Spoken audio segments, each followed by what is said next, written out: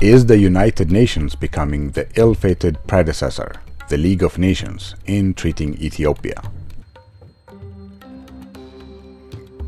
It seems like history is repeating itself after the United Nations behaved and operated contrary to its charter, conspiring against one of its founding members, Ethiopia.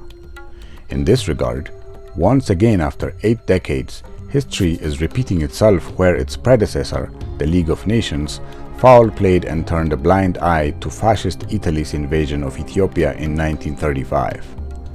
In the 1930s, the disunited Western powers were playing the policy of appeasement, trying to satisfy the unjust and at times erratic behaviors of the axis of power, hoping that their behavior can be tamed by sacrificing some distant, less fortunate countries as sacrificial lamb.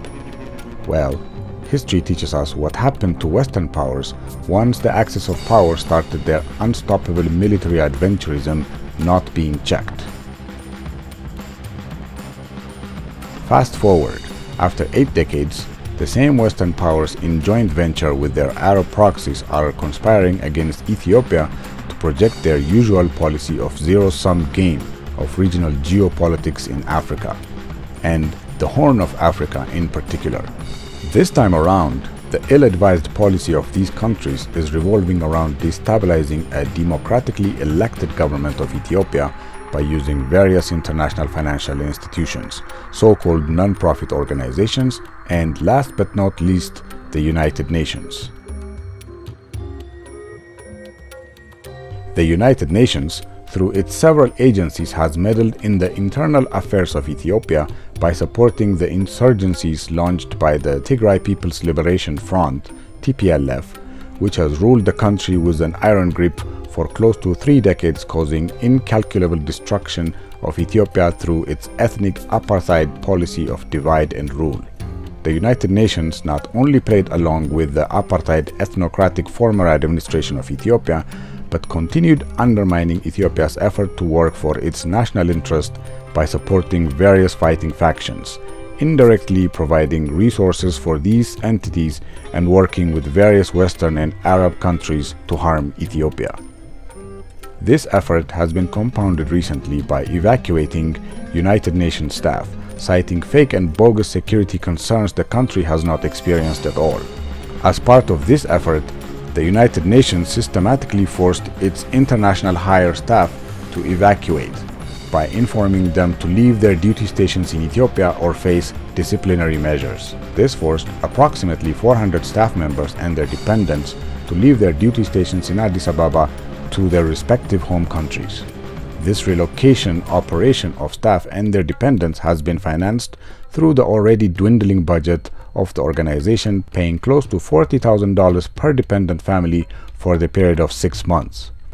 The United Nations Economic Commission for Africa will be spending close to $16 million in the next 6 months to support these relocated families in their home countries. All this is happening at times when the organization has faced serious budgetary shortfalls post-COVID-19 and sluggish economies in major contributing member countries. While conducting these relocation operations, the organization is showing telltale signs of financial strains and started informing the temporary hires, contract employees, and local staff to start honing their skills for any future circumstances where their old employment cannot be maintained. The ultimate goal of this endeavor is clear: to keep on pressing Ethiopia and Ethiopians from working for their national interests and developing their country, joining hands with their first democratically elected government in its history.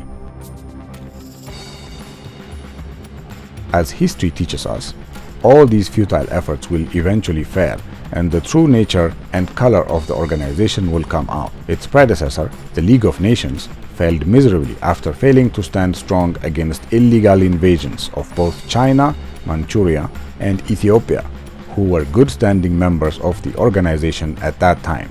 The rest is history.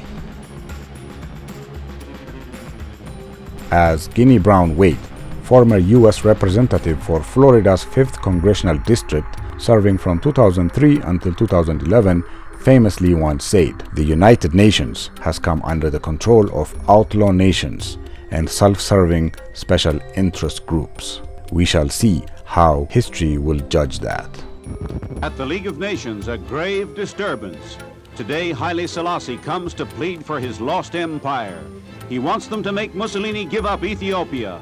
The Geneva crowds are for him, but the exiled emperor will need his imperturbable dignity before the day is over. British Foreign Minister Eden, Soviet delegate Litvinov on the left, and French Premier Blum and all the statesmen, instead of helping Haile Selassie, have decided to lift the sanctions against Italy.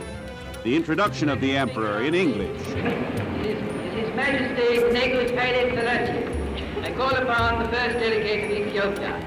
The speech which you are about to hear will be given in the Amharic language. In the shadows of the press gallery, Italian newspapermen are ready for an outbreak against the emperor whose country their country has taken, waiting for his first word. From the platform. Monsieur le Président, Monsieur le...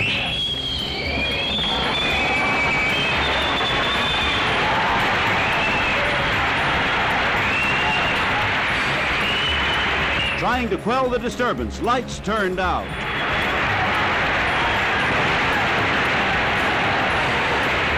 Again, lights out. The disturbers ejected, arrested, and he is able to make his appeal. የሚገባውን ትክክለኛ ፍርድ ለመጠየቅ ዛሬ በዚህ ቀርቤያለሁ።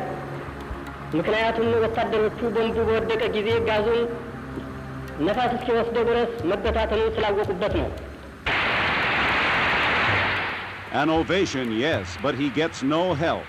The League lifts the sanctions against Italy. Applause, and that's all.